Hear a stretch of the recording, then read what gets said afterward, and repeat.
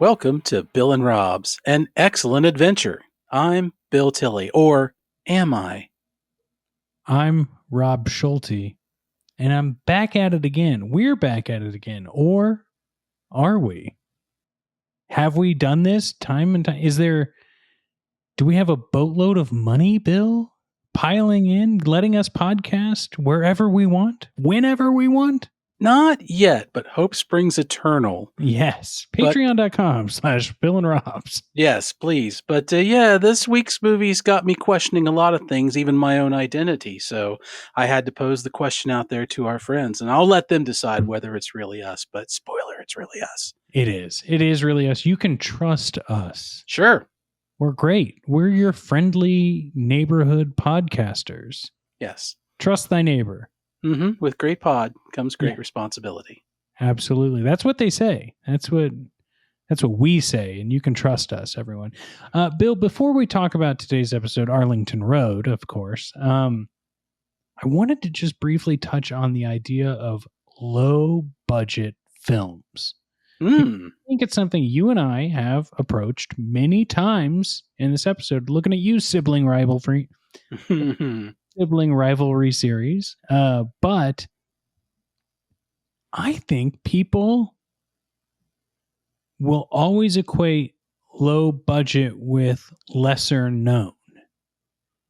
And I think that's fair. Sure.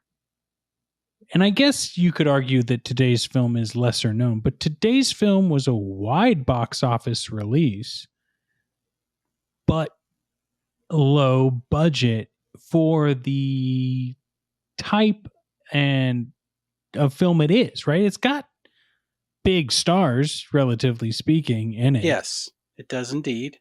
But you can kind of tell that, like, they were constrained on a few things in this movie. So maybe the budget was mostly spent on the stars and advertising and stuff.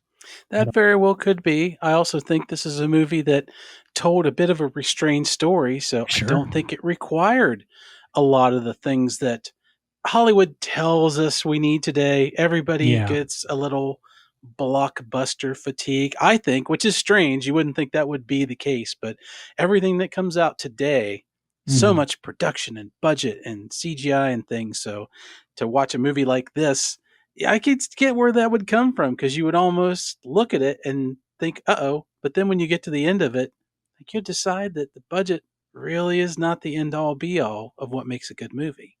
No, I know what you mean. You get lost in the sauce sometimes. And when I say low budget, like, I think this still had like $31 million of budget. But when you look at movies like Avatar, or you even look at, an A24 film, like, you're getting huge amounts of money to make these things. But you're right. Like, this movie is constrained because it needed to be. And maybe we'll talk about this more throughout the episode, but, like, they didn't need a lot to tell a compelling story, which I love. And we've seen that work well in other movies we've watched. And we've also seen low budget movies that didn't necessarily work that well because they didn't allocate, like, they bit off more than they can chew. Sure. Yeah. Absolutely. And marketing's totally different than the way it used to be. So much more money spent in so many different directions. Back when these movies came out, posters in the theater, trailers before other movies. You might see the star on Johnny Carson making the night rounds, or Jay Leno doing their bit, and maybe you see an ad for it in the TV guide or the paper. It just wasn't this crazy amount of hype and press. And some movies did. Some movies build up, if a Star Wars came out or a franchise had been born, the Terminators and things, you get those. But these were the movies that I think were just more of the workaday movies. They were good stuff. They were things you'd see on cable when you were much more likely to go to cable and just let it run and watch one of these movies. And that's a big thing that I think, like you've said, people mistake low budget for lesser than, and that's not the case in any sense of the word, guaranteed, with these movies, just like this one. Bill, I couldn't have said it better myself. Why don't we get into the back of the box? How about that? Love it. Give me some of that sweet, sweet cardboard literature, Robs. Today's episode, as we stated, is Arlington Road from 1999. And here we go. I'm flipping this box around. A gripping contemporary thriller about the terrible truths that can hide behind everyday appearances. Arlington Road is an intense, edge of your seat journey that reveals just how little we know about the world around us. Widowed when his FBI agent wife is killed by a right wing group, college professor Michael Faraday, Jeff Bridges, becomes obsessed with the culture of these groups, especially when his new neighbors, the all American Oliver and Cheryl Lang, Tim Robbins and Joan Cusack, start acting suspiciously. With each twist, the mystery deepens and the question looms. Is Faraday just consumed by fear and driven by paranoia, or has a lethal conspiracy been born on Arlington Road? All capital letters. PSA for our listeners. This is a movie I encourage people to watch before listening to this episode because I think we're going to need to spoil elements of it. Oh, 100%. Like sometimes we can like dance around issues, but this one has such a like powerful ending. And it's like not much of a secret, but like the way the secret like reveals itself is kind of the fun part about talking about it. Yeah, so feel free to stop right now and go watch this movie from 1999. Yep. And then come on back.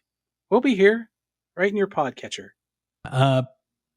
This pre 9/11 domestic terrorist thriller.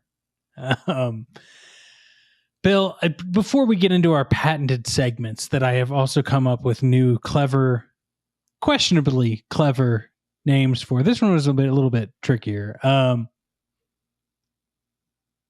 As most of our dedicated listeners know, we have a decade gap between us. And looking back, I was too young to understand the cultural ramifications of things like the Oklahoma City bombing, the Branch Davidians in Waco, and a lot of stuff like that happened in the 90s. But of course, I was like a sophomore in high school when 9/11 happened, which was, you know, I don't want to like say something's, you know, it's all tragedies. We know this, but like that was the cultural tragedy touch point that like affect, you know, that and like Columbine and things like that. But like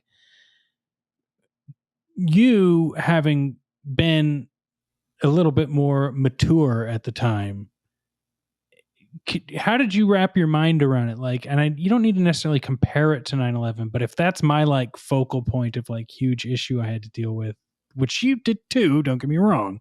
What was it like in the 90s when that was happening?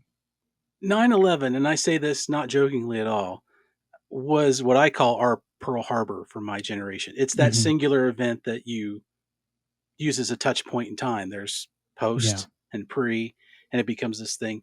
And before that, terrorism movies like this, domestic terrorists, right-wing groups, they were the stuff of movies. You knew they were real. And as things like the Branch Davidians and the Oklahoma bombing and Waco started to happen, and you see this on the news and it's real, it was really unsettling. The 80s for us when we were kids, we joked that, you know, we worried about the bomb and not a lot else. And it was the nuclear era. But when the 90s came around, you started to worry about the guy next door or the person down the street, or just the fact that, you know, people were ramping up their anger and their dissatisfaction for whatever reason with the way things were going. So it's a loss of innocence for sure for me. And, you know, I was in my 20s when this movie came out, and it was the kind of thing that started to not look so impossible. It was very much possible because they started spelling it out. And we kind of were like, you know, why are these movies, you're telling them how to get away with it? Why are you even doing this kind of stuff? And the questionableness of why is this allowed to happen? How can these groups form? Why doesn't the government shut them down early when they do find them? Why does it go so terribly, terribly bad? It seems like it was just a real era of kind of not the death of the American dream, but definitely the 80s Ronald Reagan, shoot first and ask questions later. Belief in the system was really evaporating for people my age. And this movie is a shining example of a thing that can happen and has happened. And you start to look at these kind of movies not really so much at that age as entertainment. They were kind of unsettling. There's no John McClane coming in at the end to fix this Yeah. situation. So Yeah. it's a slice of reality, and it was a real change for especially Gen X and the rest of us, because it wasn't a good outlook on the future. Let's just put it straight up that way. Yeah, and that reminds me of something I hinted at last episode that I think I was going to save a little bit towards the end, towards my rating, but I think we should just talk about it now because it fits perfectly in line with what you're talking about. Like, conspiracy theorists and crackpot conspiracy theorists and everything in between have always existed, right? Sure. On some level, I think we can say that there are elements of truth in certain conspiracy theories, right? Because Sure. certain things you'll never know the whole truth to for one reason or another. And this is why it's on the horror month, everyone. Okay. I just want to give a personal example because I think that with the January 6th insurrection, QAnon, everything that, Pizzagate, all of these things that kind of were happening within at the time of this recording, the last like 6 years or so, and a little leading up to that, that you kind of forget that like it wasn't always that intense, right? It wasn't always like it's this until it's this until it's this until it's this. But there were times where like talking about the moon landing being fake or the JFK assassination or things like that were kind of like fun. Like, we don't really believe it, but it's kind of fun to talk about around the dinner table or something, right? Like, it's a like what if, like the what if comics, right? Like, Right. but there was one time when my dad was still with us that I was really like, oh, this could potentially be dangerous. And I think movies like Arlington Road and Broken Arrow and The Long Kiss Goodnight fall in this a little bit. So my dad was one of those people who like, isn't this a fun conversation topic? He was never dangerous about conspiracy theories, but isn't this kind of a fun topic? And I'd heard him tell this story at like dinner parties a handful of times when I was young. But the last time I heard it, I had been graduated from college, well into my, early 30s. And he was talking to my step siblings who are roughly my age too. And he said, well, like when I was in the Navy, they would tell stories about how arrows were pointed in the crops to direct the Japanese planes to Pearl Harbor. And both me and my stepbrother kind of looked at each other and we were like, well, I don't know if I believe that. And he's like, I don't know. That's what we were told. And I said, well, Dad, they did have navigation systems. So you wouldn't necessarily need giant arrows pointed in a forest for a plane. And then my stepbrother like backed me up. He was like, yeah, it seems unnecessary and seems like a ghost story, like just something you would tell to scare people at the time. And my dad was like, oh, well, I don't know. And like you could tell he was kind of like, I liked the story, but I never actually thought it through. Uh-huh. And then when I used to produce a podcast, I'm not sure if you've heard of it, Bill. It was called Friendly Fire.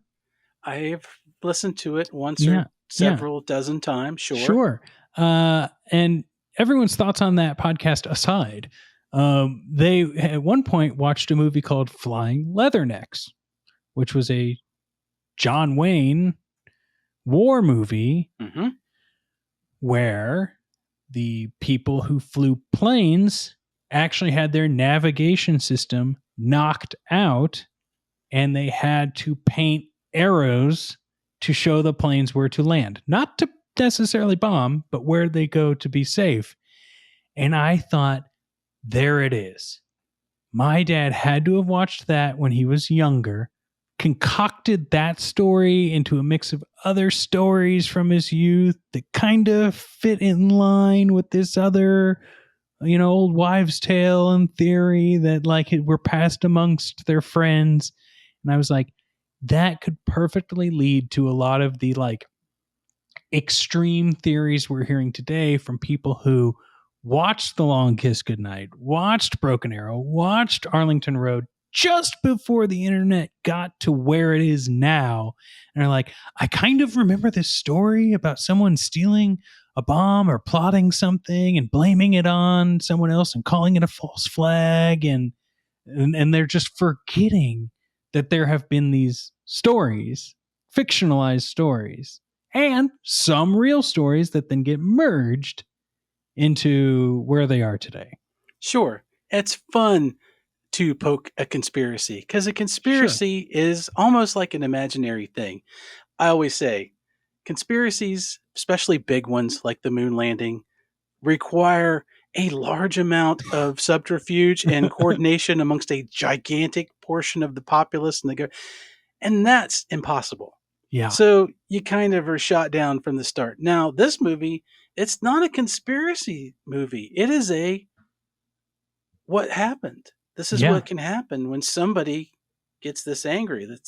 It's a thing that can be done, and it shows you how small groups of people can cause big problems right under your nose because people aren't either observant or they get lulled. And I'm not advocating at all that everybody should just spy on their neighbors all the time, but I do believe the world is a place where you should keep a certain amount of attention on what's going on around you just every day because things happen. Things happen at random. You can avoid getting hit by a car if you just pay attention and not be down. So yeah, but the conspiracy movies were great, like JFK, because it's historical and it's been done to death. And in a way, those movies get done so many times that I think some people don't care. Like I don't think there's anybody left that cares whether you knew the answer or not.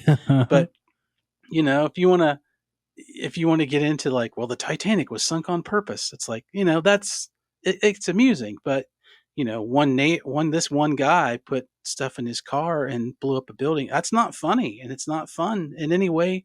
It's crushing, and like this is a good movie for horror month because it is a horror of reality, and it is tense as hell. It is a thriller. There are elements to this movie that we'll talk about when we get into the segments that it didn't need to go down because it was doing just fine. Kind of like in Soul Survivor. It's like, this is just fine. We didn't need to add this extra element to it. And call it maybe a little bit of news fear mongering that's living inside of me a bit. But like, yeah, parts of this seem very plausible. Mm-hmm. And maybe that's my age. Maybe that's the things that you and I have lived through. Maybe that's a bunch of other stuff. But also, a lot of this is like, sometimes the easiest answer is the best answer, folks. And there's not always subterfuge and false flags. And sometimes it is just one person with like a wild thought that they take too far. Sometimes it's a group of people. Sometimes it's whatever. And I think you said it perfectly that like, you don't have to be afraid. It's just always a good idea to be observant. Mm-hmm. And that doesn't mean that you're looking for crimes. That just means you want to make sure you don't get hit by a car when you're crossing the street. Right. Yeah. Exactly. Or for me, it's always when I go to a place that I've never been, I pay a little more attention because I don't know the surroundings. Yeah. That's Like you all. can't expect yourself to feel as comfortable in a new spot as you do in your home. Yep. And a movie like this is great because it points out in a movie way what can go wrong if you're never paying attention to the world around you. Yep. Well, with that, Bill, should we get into some of our segments? Well, Rob, we usually call this section just fun facts, but what fun title have you come up with, Arlington Road style? I think we're going to call it government stats. Ooh, I can hear the teletype machine going now. Well, Bill, I'll go first since I chose this film. And I'm going to go with this little fun stat that I found. The movie only lasted approximately 2 weeks in wide release theaters. And it opened the same week as American Pie. There's a bit of irony there. Yeah. It feels like if you were to, it just seems so odd that this and American Pie came out the same weekend and we're like in competition with each other. I know. It's a lost moment for me because it was really neat to think like you could get this weird selection of movies. I found an interview with Tim Robbins talking about this movie and what its release date wound up to be. And he's like, we missed the summer and they didn't want us winter. And there's this little section in here around Thanksgiving, whatever. And that's where they're like, we'll put it in there. And you could just go to the movie theater and watch a lot of different kinds of movies at one shot. That's really a lost time in theaters, I think. I totally agree. It's just a moment that we'll never get again. What's a stat that you found? Well, I was watching another interview, and the writer of this movie, I believe it's pronounced Aaron Kruger. Yeah, I believe so. Kruger. Yeah, not Freddy this time for their Robo-ween. But the ending in this movie is in every draft of the movie that he wrote. Every single one. This was the original ending, and it never went away, which is surprising just in the sense of scripts get changed so many times from first draft to last draft. But the one thing that didn't was this ending, which is, I can't call it controversial, but it's different. And it's shocking for the time, especially for any movie to end this way, which, let's face it, we're going to have to spoil it. Yeah. I'm pretty sure we're going to spoil it in a few minutes here. But yeah, it was really interesting that, like, when you think of the controversy that went on with it and go, man, this was there all the way to the end. That's pretty unexpected. Well, and you would think that like the subject matter it's based off of would create films more like the films we got immediately after 9/11, where it was all like pro rah rah, we are here to defeat the evil forces. But no, this was like the good guy loses ending. Yeah. And you're not used to that after a trail of terrible tragedies and movies that influence them. Right. Well, speaking of the endings, Bill, my other stat I wanted to bring up is that the DVD release of this film contains, they call it an alternate ending, but it's kind of like an extended ending showing the two kids, Grant and Oliver. Oh, wait, no, not the two kids. Oliver, Tim Robbins' character, and Grant, Jeff Bridges' character, son, having a conversation. And apparently it hints that Grant may know the truth of what happened to his dad, which I'm glad that was cut because I do not know how that's possible. And I left this out of my dislikes, what I'm about to say. So I'll just throw it in here. It's that my one big problem with Grant in this movie is that he doesn't actually really act the way most kids his age act, and not just because his mother has passed away. It is very written for the screen. Yeah, he's very much a kid that things have to be said and done to move the story forward. Yeah. And we'll get to that in one of my points later.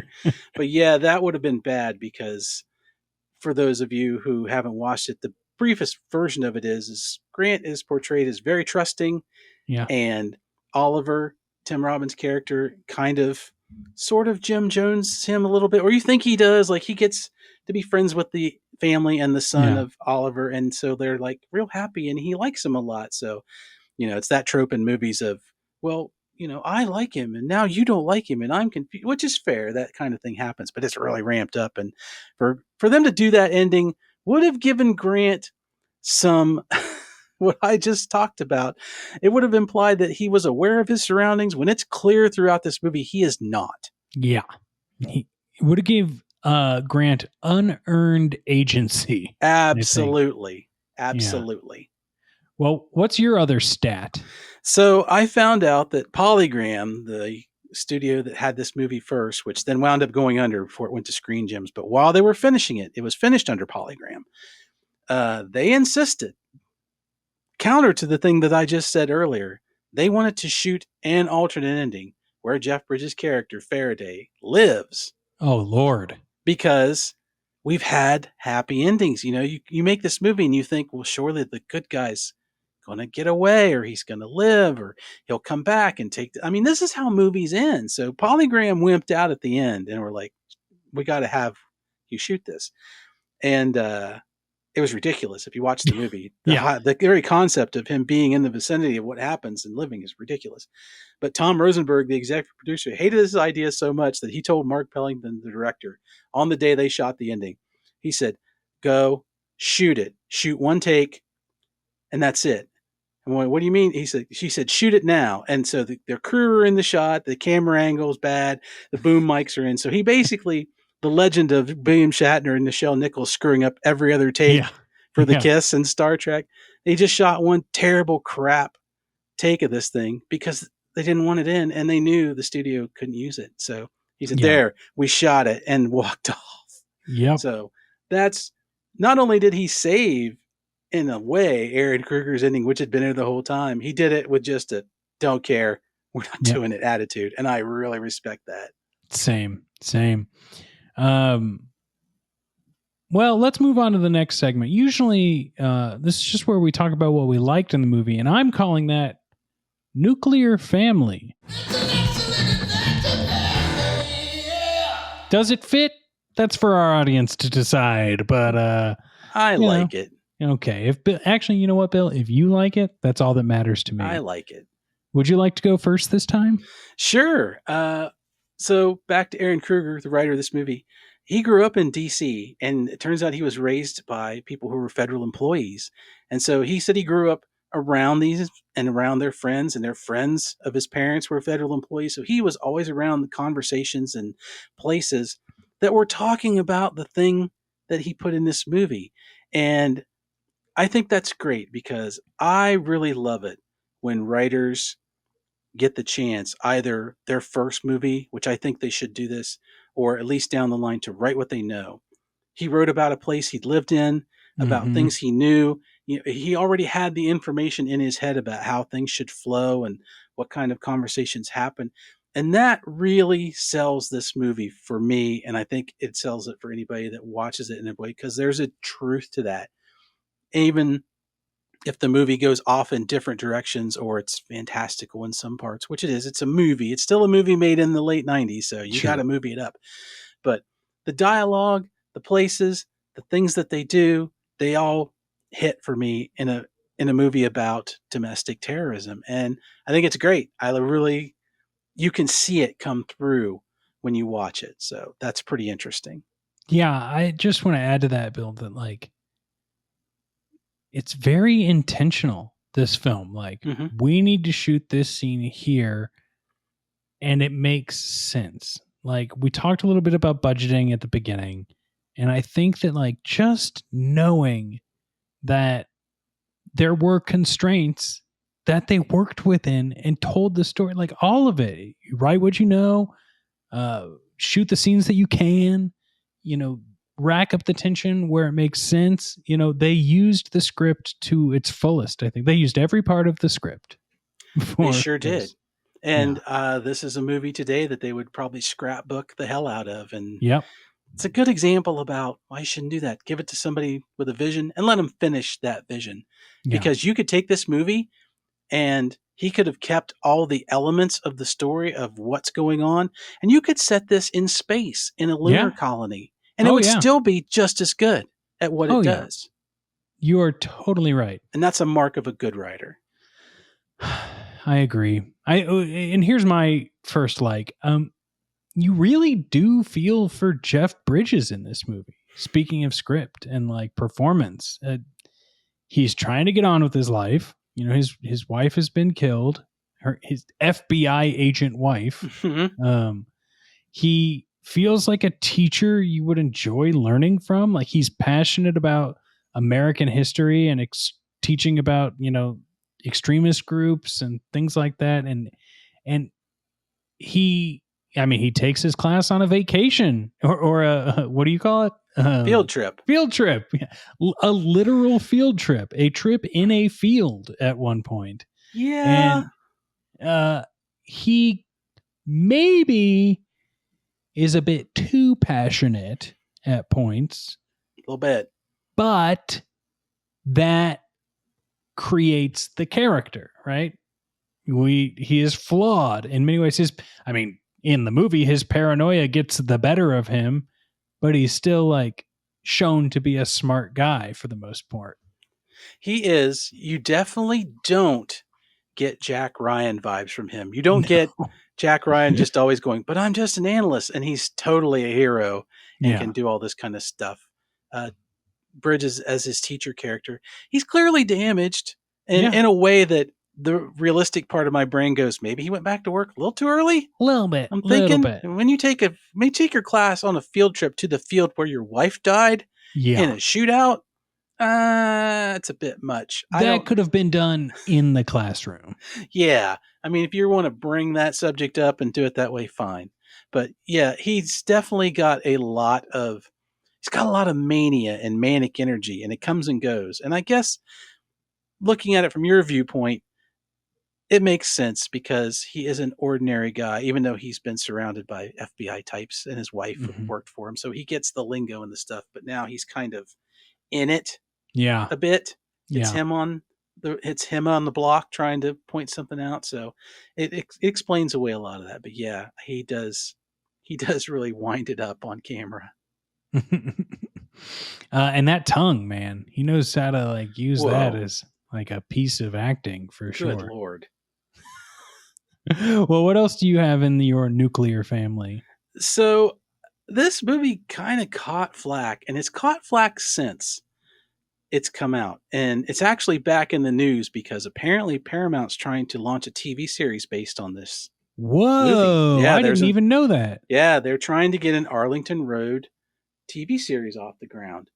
And it may or may not happen, don't know, but it's there. And I think Mark Pellington's involved and some of those people. But, they were giving it grief because the Oliver character that Tim Robbins plays, he's not a crazy racist. He's not a neo-Nazi zealot. He's not the guy that you think of when you just think terrorist. There's no tells on him about him being that. He's simply not probably what he says he is. And that alone is unsettling because you're being lied to. And I like that. I like that they took this track on it because they didn't have to beat me over the head with, oh, he's got a Nazi flag in his house, or, oh, we see him in the back, shooting rabbits with a grin on his face, or anything like that. He's not, building a cross in his garage and saying it's something else. The movie's letting us kind of go along with Faraday, and we're doing that back and forth of, well, is he? Isn't he? Is Faraday's imagination just running away with it? People have reasons for doing some of the extreme things that Oliver has done. And there's a reason he had his past, and it's bad, but he's got an explanation that brings this in a different way of sympathy. They play with all your emotions from Oliver. Totally. You really leave him as an enigma. And I think that was a good thing. It fits with the streamline aspect of this movie. And you don't have to have your terrorist be Hitler in every way, shape, or form through this movie. It doesn't have to have that crazy Dennis Hopper speed Mm-hmm. energy burning off the screen all the time for you to go, I hate this guy. I like what they did with it. It paired well with everything that this movie was trying to say. And I think Tim Robbins did a great job of playing him just super low key and then making him fairly chilling when the Yeah. movie starts to speed up. So I praise them for not just making a cartoon character for us to hate like we probably would have 5, 10 years earlier that Chuck Norris would have Yeah. karate kicked through his house. Or shit, 5-10 years later, you know? Yeah, absolutely. The I totally agree. The best villains are the ones where you know why they're villains, right? And I don't need to know why someone's a villain by telling me they're a Nazi or a racist in some sort of extreme way. Like, I don't need to know, I don't need the stamp of this is someone evil. Here, I'm telling you they're evil, and here's the reason why they're evil. No, I can understand Tim Robbins' character's motivation and not agree with it. But when he explains his family farm and that it's like the government put a pin in a map and said we need to appropriate this, river for a highway or some shit that they're talking about, and it killed all of their crops, destroyed their family's livelihood, and his whole family had zero control over it. You understand the seed that is planted there in someone. You do, and you find out that he paid the price for the things that he did. As a as a kid, being angry Yeah, about this, he apparently his character tried to pipe bomb the post office, and it didn't work. But he says, he went to jail. He paid yeah, his price. So you're kind of going, oh, well, I mean, he fessed up, yeah, so I get it, and you've done the thing. So if you've paid the price, why should I assume that you're still angry yep, or dangerous? You don't yep, have to. And going on the ride with the movie has always been the fun part of the yep. movie. The movie doesn't have to grab me by the hair and drag me along telling me what's going on. It's much more fun to sit there and and look at the screen and go, I don't know what's going on. So I'm happy to just keep on watching it and see where we go. Totally. Well, my other nuclear family is that this movie gets you from the very beginning. It's like screenwriting 101, hook 'em early, and you got it. And when Jeff Bridges brings the kid in who's been hurt and is handing it off to like the nurse, and he just screams, I don't know his name, and then like cuts to some like Alfred Hitchcockian opening credits. I was like, I'm in. This is it. I totally agree with you. Bridges really takes it up. He is a person with what we would say today as no chill. He is a yeller. And honestly, he is off putting as a character that way. I think it's using it to sell his damaged self, but it's also super annoying. Like he yells at a lot of people. His go to is if it's not that you're not agreeing with me, so I need to tell you this louder. Like when he screams in his girlfriend's face because she's not on board with what he's saying, it's like I don't have any sympathy for him at that moment. Nope. So it's interesting to watch a movie with a main character which you're leaning towards going, I guess he's the protagonist of this film, but he's given me lots of reasons to want to kind of punch him in the nose. It's like, Oh, dude, totally. you're just rude and you're brutish and you're insensitive and you know, he's not the best person, but he's not like a lovable rogue like you would get in some other things. He's not a Jack Ryan, he's not an Indiana Jones, he's not a Harrison Ford, you scoundrel. He's kind of a dick in a lot of ways. Yeah. So having Yeah. been, you're like, I don't know what to think about the neighbor. I don't know what to think about this Jeff Bridges character. I spent a lot of this movie going, I don't really know what to think about anybody. Yeah. Oh man, totally agree. I think that I'd love to hear what our like listeners think about Jeff Bridges and Tim Robbins characters in this movie. Oh, Like, if you watch this movie, please share it with us on social media. We'd love to yeah. hear it. Or just comment on this episode on Patreon, share it on Instagram, whatever, because there's just so many. I don't know. It's a different kind of horror movie. So, speaking of, not everything was great, Bill, and there's a dislikes section that I am bringing to the table and calling lone wolves. Oh. Well, if you're wolves, you're not very lone, are you? No, it always reminds me of Michael McKean's character on Laverne and Shirley, where he called himself the lone wolf, Yeah. but he had a friend. Yeah. They were always like, "You're not alone." But yeah, there are definitely some lone wolf moments in this movie. I'm going to go first with this one because Please. I need to dovetail off the thing we just talked about. You mentioned going into the intro of this movie, and this intro is 100% batshit insane. It is so weird. It feels like they're telling us this is a monster movie. It's got this crazy serial killer POV. It sounds like somebody's breathing. It's got this heavy metal, weird horror soundtrack blasting. And I'm watching these credits and it's doing the thing where it's flashing colors and sepia tone and black and white and going back. I mean, it just looks like a Rob Zombie video. That's the best way I can describe it.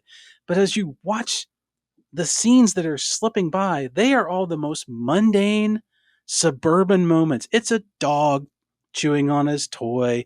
It's a swing in the background. It's the fence. It's a kid. Like, there is nothing happening. I think at one point somebody gets their mail, and I guess the movie is trying to be like, anything can be going on around you at any moment, and it's awful. But I was just like, where the hell is Freddy Krueger coming at in this movie? Aaron Krueger. Yeah, well, we got Aaron Krueger, luckily, but we got Freddy Krueger for the credits, and I don't know. I didn't care for it. Well, to that point, Bill, I also don't think that this movie communicated everything perfectly. One of the moments would be the believability of the FBI wife's backstory. Like, I understand that there are like inept people in all high ranking positions, but the way they tell the story as this like moment in the third act of this film, or the midway point, whenever he goes on the field trip, right? It just feels like the worst plan possible for that crew of like what, 5 FBI people to go on a raid, right? Yeah. They're a small group, 2 of them in like standard issue movie FBI people slacks and windbreaker jackets, 2 fully fatigued out with machine gun individuals, and then that's about it. I guess maybe there's one more person, but regardless, they're walking on the property of this quote right-wing extremist. And then and Jeff Bridges says it in his like voiceover, but he's like, they didn't identify themselves. They saw the kid, but also like, even if they didn't identify themselves, the script given is like the dumbest thing to say to a young kid who lives under the parental household of this person you think is an extremist. Like, is that your home, kid? Well, while I've got someone with a machine gun standing behind me, like, are your parents home? Did you catch any fish today? Like, it is. How are these people supposed to have actually been trained to do this? It really took me out of the story when it could have not been shown, right? I would have almost rather the story been told only through Jeff Bridges. And because his whole explanation was like, what they didn't know was that everything was bought legally. What they didn't know was that he was actually trying to set up his own business. What they didn't know was like all of this sort of stuff. But the fact that it's intercut with like his wife and then the other dude that we've been seeing throughout the movie just being the dumbest FBI agents possible really takes away from it. Yeah, it's not good. I mean, let's also point out that they meet the kid because they're in the woods on their Yeah. property. They're not at the Yeah. front gate No. knocking on the door, and they're just. And I think, well, if the wife hadn't been there, she's playing the calm lady. Hey, little boy, we need you to go talk to your parents. We're not here to do it. Like, what if it'd been four dudes? How would Yeah. this have worked out?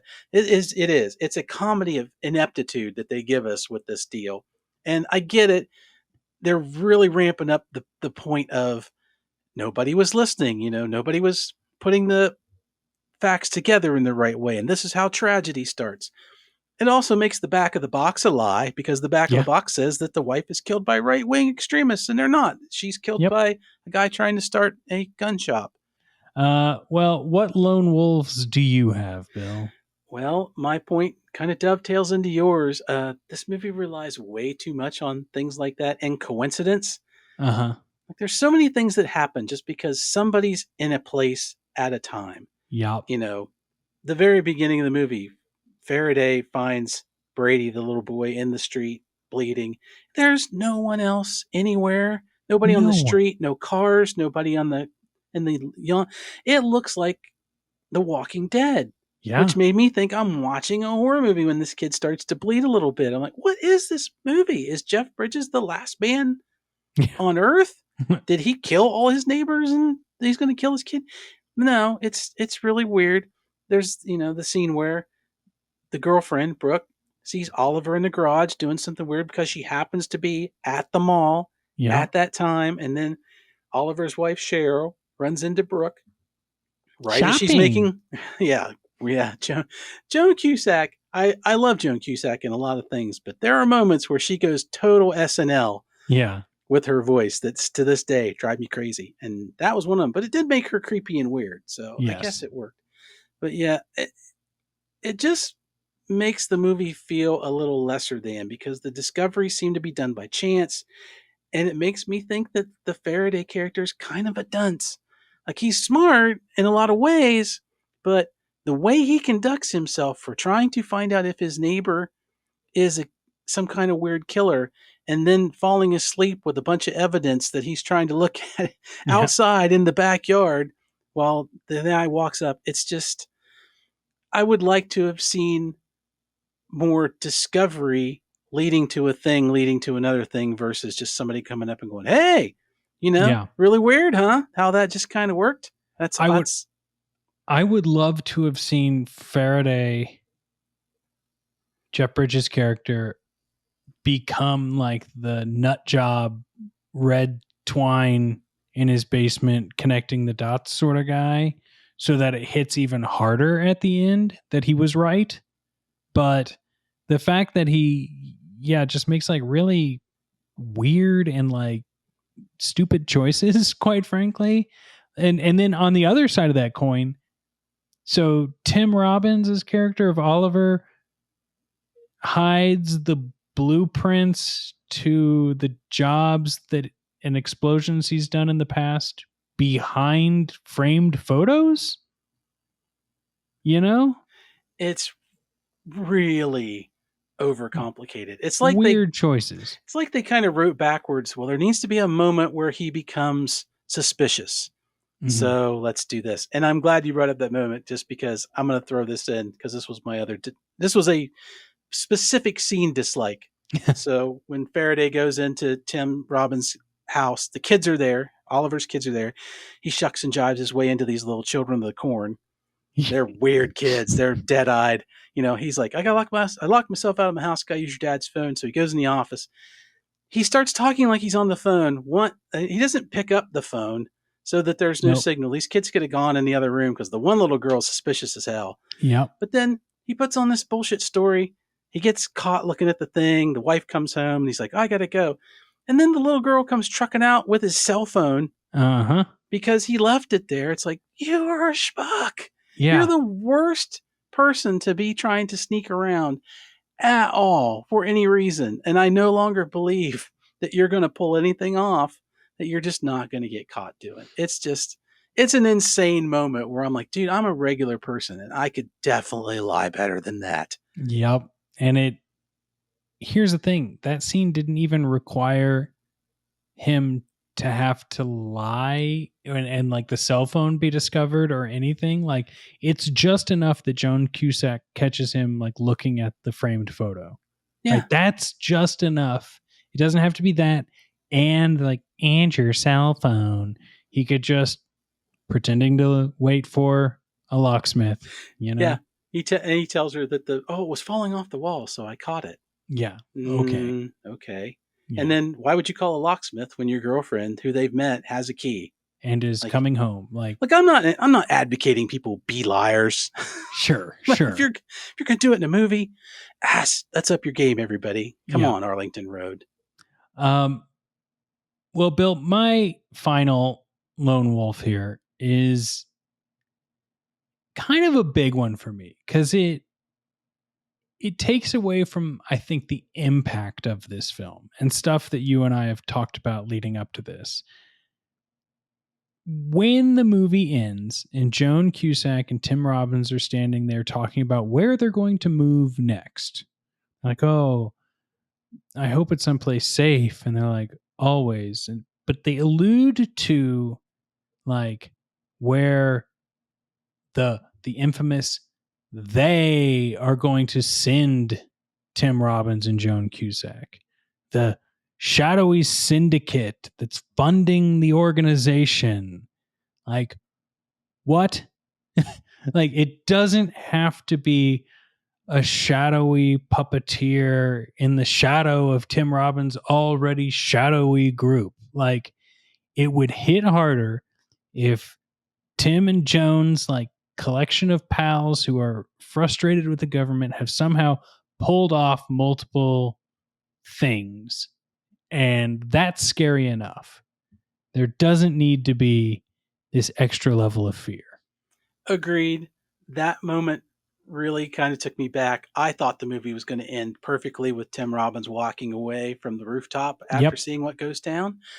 And when that moment rolled around and Faraday's son gets taken away and they have that little bit in the yard, I thought to myself, well, the only way this movie could be more perfect at this moment is if you hear Cobra Commander laugh in the background, because Oliver could have been one of the Crimson Guard. This feels like a G.I. Joe story from the 80s where they own the town of Springfield and everybody there works for Cobra. Like, who is this they? Where are you going? Why are you being sent somewhere? And why are you hoping that it's safe? You're clearly people who go places and blow things up. What's that got to do with anything? Yep. So it really is 4 minutes of film that they could have saved and just left that behind. Totally agree with you. You didn't need to justify like their funding. No. I believe that they've got stockpiles of gold. How about that? Perfect. Well, Bill, I think it's time to talk about some things that amused us, which I'm just flat out calling the Sunshine Band. And I'll start it off because this is titled off of what I think is the funniest thing in this movie. Once the organization has really sunk their teeth in and their plans are going to go off without a hitch, they decide to have an outdoor barbecue, and Michael Faraday creeps over there and everyone's just hanging out to Casey and the Sunshine Band's Get Down Tonight. What the hell was that? It was so funny because I do remember this era of the 90s where like there's the 70s revival and like Casey and the Sunshine Band were like the quintessential boomers. I remember disco times, it just signaled like we are of that age and we are partying. Well, just the thought that the terrorist organization has a mixer. Yeah, a mixer to celebrate that they've successfully planned a mission. Yeah, because he wanders in the yard and you don't know anybody until he wanders until his eyes wander over and you see, like, I think it's the Scoutmaster guy Yeah. doing a thing and faces you've seen earlier in the movie, and you're like, oh, And then I faces you'll see later, and you're like, oh. I get it, but I'm going to go out on a limb and say, hey, Oliver, maybe the academic next door might be fooled and or under your control, but maybe, just maybe, since you're in DC, the actual FBI Yeah. might be checking you out for Or any other neighbor.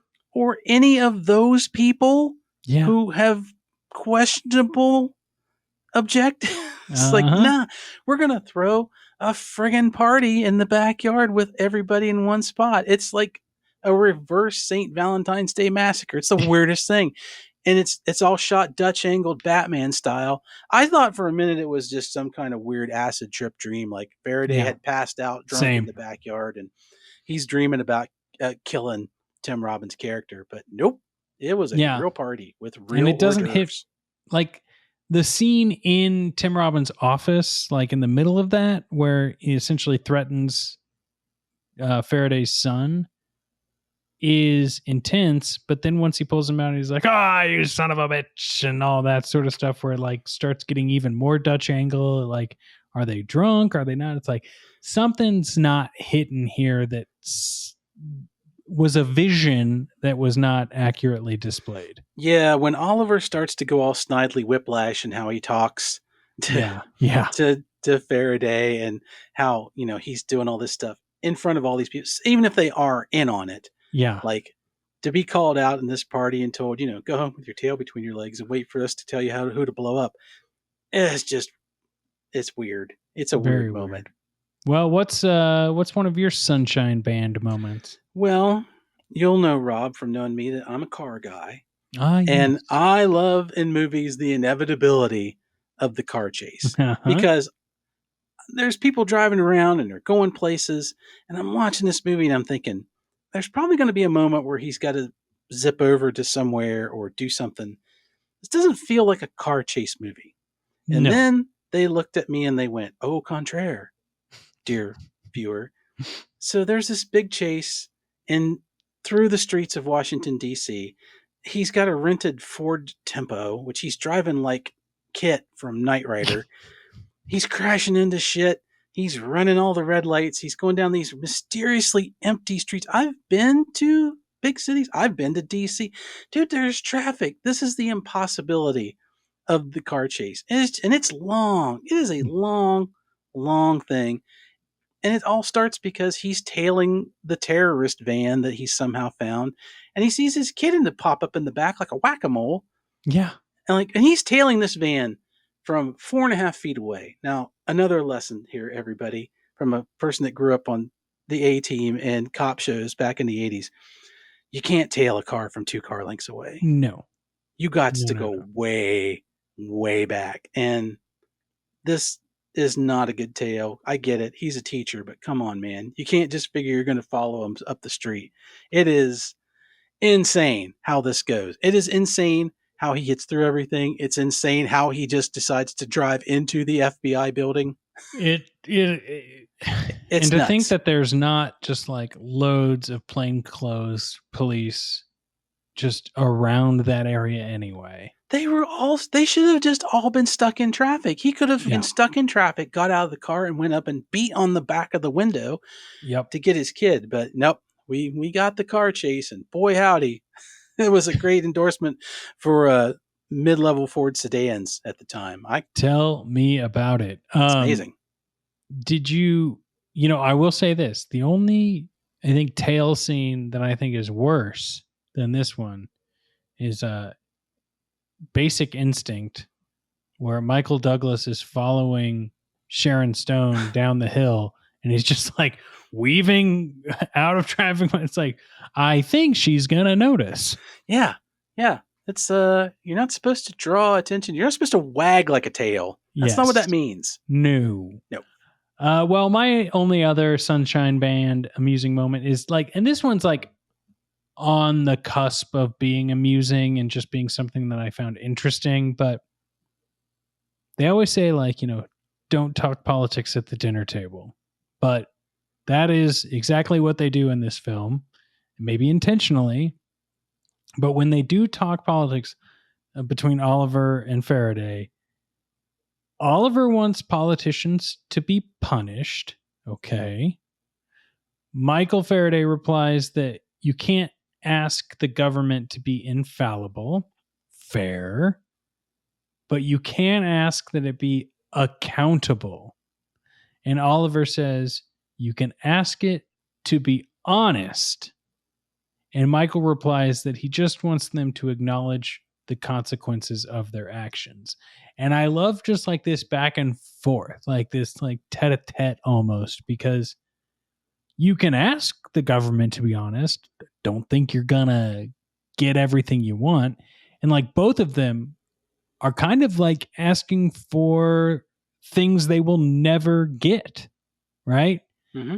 You can't ask it to be infallible.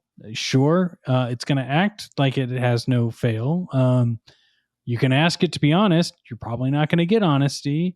You can ask it to acknowledge its consequences of its actions. No, there's always a reason for something. And it was just kind of a nice little back and forth, because you also don't ever see this sort of conversation that doesn't involve someone smashing a plate at some point. True. Yeah. Yeah. This is a conversation that had in probably most blended families' dinner tables at Thanksgiving would require several grandparents and parents to leave the room screaming. Yes. It's remarkably civil. Yes. And I like that. I really like that. It's a good conversation to have. I think it's a feeling I know that I feel. Me Sure. personally, this spoke to me because I respect a person's honesty. I also respect anyone who is willing to take accountability for their actions and responsibility in the smallest ways in the world. You and I have both managed teams of people, and we know what it's like. We also know what it's like to be one of the people at the top, where if somebody on your team makes a mistake, it is you that's on the block. You are accountable. You may not be responsible, but you're held accountable. And I think accountability is not a bad thing. It's not the same thing as blame. No. And that's a big problem. And I think we're swimming in it today of everybody's hooked on the blame, and you're not checking the responsibility. At the end of the day, the blame is not going to get you anything other than what this movie alludes to, the one person to hang this on. They need someone to blame. It's all the accountability afterward that you need to look at. And that's the thing that needs to be working. People can make mistakes. Any large organization can make mistakes, and they can make mistakes on a grand scale. Even this ridiculous FBI summons part where we just talked about, where we kind of ripped apart. Like, if that had been a thing in real life, it would be tragic. Mm-hmm. But you could look at it, and if somebody said, just like in the movie, Jeff Bridges makes a point, you just want somebody to say, we made a mistake. My God, we're sorry. Don't just take everything that you think you want and then don't manage any of the responsibility or the blame for it. And then that goes wrong. That's when we hate. We start to hate. We start to hate the people that we're looking at going, just say you're sorry. Just say you're sorry. Yeah. And they won't say it. It goes a long way. So it's a great, great scene. And I really enjoyed it. Yeah. And it's over a delicious dessert. And it's coupled by an incredibly uncomfortable moment when Jeff Bridges is a dick to his girlfriend. But yes, we've covered that. Can we talk real quick? I did get confused at one point. I thought the girlfriend was part of the syndicate group because of the cell phone or the payphone at the end. Turns out different actor. And I realized that, but when I watched it at first glance, I was like, wait, what? Oh yeah. Yeah. The ponytail girl. Yeah. But I guess she was just another student that we saw earlier. See, I think so. But I also got the vibe that she was down with some of these people, because she does her line in a way of talking about how he was unhinged, but a good man, but how she looked. I felt like she was kind of stoking the fire of like, see, you got him. You got the bad guy. Don't look over here. Well, yeah, I agree. I think she was part of Tim Robbins' crew, but like, I had, for a split second, since we had seen her earlier in the classroom, I thought she was also Tim Robbins' girlfriend. She's very similar. Yeah. She's a very similar look. Similar features. A little too similar for this which photo. was like one of those things that you can't imagine movies doing, like, oh, Yeah. they look too close, you know. Yeah, exactly. Well, what's your final amusing moment / sunshine band? Oh, my final amusing moment is true amusement in every sense of the word. So, the movie makes a choice with its photography. There are a lot of scenes where Jeff Bridges' character Faraday, he's looking at things, he's pondering, he's doing the thing we see. He's looking at the screen, he's reading the teletype, or he's reading the old newspaper, and he's pondering. But they opt every time to do this extreme close up of his face, of his from his brow to just below his mouth. They put everything in frame, and he's looking, and he's tilts side to side. He squints his eyes, and I kept looking at this the first time. I'm like, something reminds me of something. I don't know. I'm sure I've seen this before, but then they kept doing it to the point where it was making me laugh. It really was making me laugh. It was like, is the movie trying to tell me that he's super smart? Because he's coming off looking like my cat when it wants a treat. And I know what's behind those eyes, and it ain't smarts. No. I finally figured it out. I think that either Mark Pellington or the director of photography of this movie was a fan of John Carpenter's, because if you go back in our catalog, we covered Escape from LA from 1996, and the end of that movie, they do an extreme close-up of Snake Plissken as he looks to camera to finish the movie. And I'm like, it's the exact same framing. Because Kurt Russell tilts his head from side to side, and he looks right in the camera, which Jeff Bridges is doing, because we're supposed to be looking back at him. And I'm like, oh, you sweet, sweet man. You're a Carpenter fan. I get it. The problem is they did that at the end of the movie once for effect, and you've done it 3 times spaced throughout this movie. He just looks like he's hungry and he wants a tweet. Yeah. Yep. It is very intentional. Yeah, and it shattered the tension for me. It made me laugh out. Yeah. Well, Bill, I think it's time we rate this thing. And how do we do that again? We do it with a little system that we call 5 Nights for $1. Those will remember the days of video stores. If you went in somewhere in the back, up by the front, there might be a shelf or a container or anything up there, a rack, and it might say something like 5 nights for $1, and they'd have a bunch of movies. You could go in, throw your dollar down, get your movie, keep it for 1 night, keep it for 5 nights, as many as you want. However long you choose to keep it was up to you. And that's what we do with these movies. We don't compare them to anything else. We don't compare them to anything we've done. No sequels, no nothing. It's just this movie. You've walked into your local Hollywood Video, Rob at Suncoast, I'm sure, or Sam Goody. Well, I worked at a Suncoast and Sam Goody hybrid store, but we couldn't rent from them. Oh, so there you go. You've gone in, you've used your employee discount. They've said, no, it's only $1. Come on, Robs. Which I did buy Arlington Road from a Sam Goody at one point. Nice. Yeah. So you got your copy of Arlington Road. You've taken it home. You've watched it. The question is simple. How many of the 5 nights are you going to keep this movie? What kind of an impact did it make? And how long are you going to want to keep it humming in your VCR? So, Rob Schulte, why don't you kick this off? You want me to kick it off? I can kick it. Kick it all the way down Arlington Road. In the middle of the street. Yes. One-handed. Yeah, the empty street right past those bloody Chuck Taylors. Well, it's interesting because I watched this movie, I believe, on HBO shortly after it was released. And at the time, in late 1999 or early 2000, I really enjoyed it. It was one of those movies, for me, I was freshly in high school and quite frankly hadn't seen a lot of adult movies, like movies geared for adults. Like I said in this episode, I didn't know the ramifications of a lot of things that were, predecessors in the creation of this film, but I had heard about them, So a lot of it felt very real as a semi-youngster, right? Like this, like, oh, this is like giving me a glimpse into, a world that has been hidden from me for the last decade and a half, right? And the impact this movie made, I think, tainted my current watch of the movie. And I'd love to know, when you do your Five Nights for $1, like your first time seeing this film, that sort of stuff.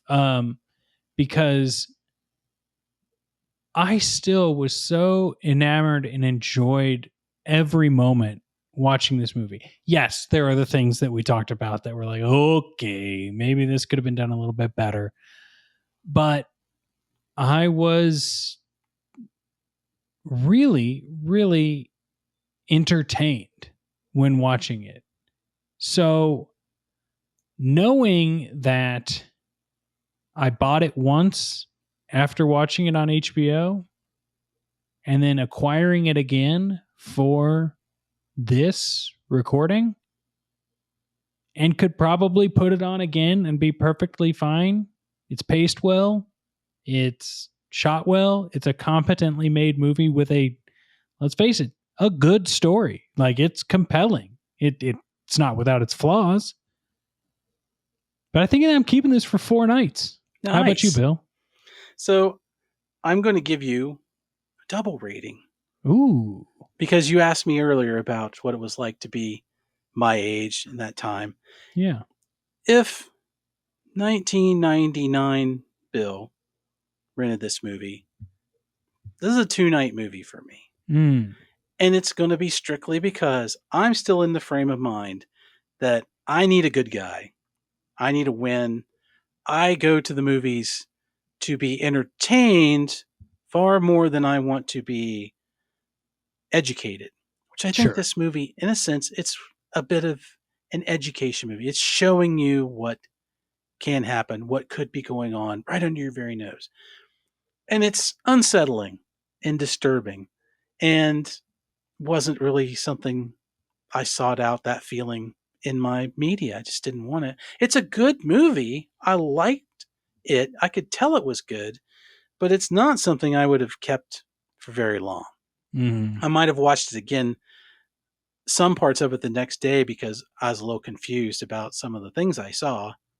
Not so much that the story was wackadoo in a few places. And even when I say that, it's not an insane movie where you're just like, oh my God, they went over the top with everything. It's just got some flaws, which all movies do. Sure. Now, as an adult, farther down the line, at 2023 me, I would say I'm going to give Arlington Road a good 3.5 on this one. It's not the greatest thriller I've ever seen, but it's a good one. And now it hits a lot different. And it's telling a story that I think people need to see. It's a thought that people need to have. It's just, you need to be cautious of the world around you. And if you can do better, which is kind of the point of the Oliver character, his family was done wrong in a very simplistic way that we can all relate to. So you can see, like, the moments that, and they're happening to people every day. And if they're happening to people every day and they're happening to hundreds of people every day, you're got the potential for hundreds of Olivers every day. And that should be motivation to fix things, to do better, to create systems that are more fair, more just, and have fail safes and checks and balances, which we're supposed to have, so that people don't get run over by anybody, the government, their neighbor, private interest, anything. So this movie conveys all that in a very entertaining way, with a lot more good dialogue and good scenes than it has scenes that make me go, that's kind of weird. Especially like the table scene was amazing. And I think if people watch this movie today, you could see that you can have conversations. People need to have conversations about stuff. We don't all have to agree, but we don't all have to be shits to each other about it. You know, you and I have different views on stuff. we're friends and we can be different. We have views on things that we know aren't the popular view on certain subjects today. And they're just not. We have different takes on it. But if you tried to bring it up in certain ways, you just automatically, you're going to catch that firestorm of like, well, then you must automatically be terrible because I'm clearly in the right. And Yep. that's not good. And this movie shows you that there's some right and there's some wrong in everybody and everything. Yep. Even somebody who's a zealot and is fighting for what they believe in is fighting for what they believe in. Now, you may think what they believe in is crap, and it may be, but that basic kernel is there. You got to find some common ground to make it all better. And this movie shows that it really needs to be there. And it's it's a shame that this is from 1999 and it's a subject that we've still got going on. But that's what movies do. But I really enjoyed it. I could see me watching this at least 3 more times and back. I'm going to have to back the tape up a few times to catch some stuff. I might have to zip through that intro, which gave me the creeps in the wrong way. But yeah, I'd space this out over a decent 3.5 nights for sure. It's a good movie. It's well worth your time. It's well worth a watch. That's great. Yeah. There's something also to be said, Bill, about like movies that are made towards the end of a decade, right? Like the idea of an ending in any way, shape, or form, or a beginning, even though they're arbitrary, like create different types of media, The shit made in 2000, 2001, aside from 9/11, right? Like are a different perspective than the shit that's made in 96 to 99, right? Like Absolutely. there's just a different think train going on, and this falls right there. Yep. It's a bookend of a decade, and it shows a thing that's terrible that happens. And it had happened in real life up to this point. And we kind of went, oh, we're going to hang on to what we think is okay. Things are still going to be okay. Because the movie gave us that central message of they just need someone to blame. And if you give them that someone to blame, everybody kind of forgets, which I think is true. It does happen. You want somebody to blame. You want to know that the bad guy's been caught. But this movie reminds us that it's rarely just one person when you get to a scope of a crime like this. Yep. And you need to not just go, well, that problem solved because that person's dead or that person's caught. Go find the story of why did it happen in the first place. It's like the time travel thing. Would you go back and kill Hitler? You could, but maybe you ought to be more focused on making sure there's never another one and go from there. Well, Bill, I have a feeling we'll have more Arlington Roads in our future to review, but this one is coming to a close for RoboWeen. We got to say thanks to Rob Adler for editing these fantastic episodes. Thank you, Rob Adler. Thank you, Rob Adler. He is tremendous. A little behind the scenes, we get notices from Rob all the time where he's like, hey, I'm done with this. I'm done with that. And we're like, dude, take a break. He is a machine. He is super talented. And we would absolutely love to reward him for his hard work. So I think if everybody out there, as usual, please spread the word of our show because we'd love to get some more patrons and reward Rob and ourselves in a small way to keep the lights on here at Excellent Adventure HQ, which is not located on Arlington Road. Let's get that straight right now. That ain't our address. No, we're on Rainbow Road, Mario Kart. Bill, thank you to you. Thank you, patrons. And we'll see you next week when you and I cover, and potentially with a guest, The Hand That Rocks the Cradle. All right. See you later, buddy. Later.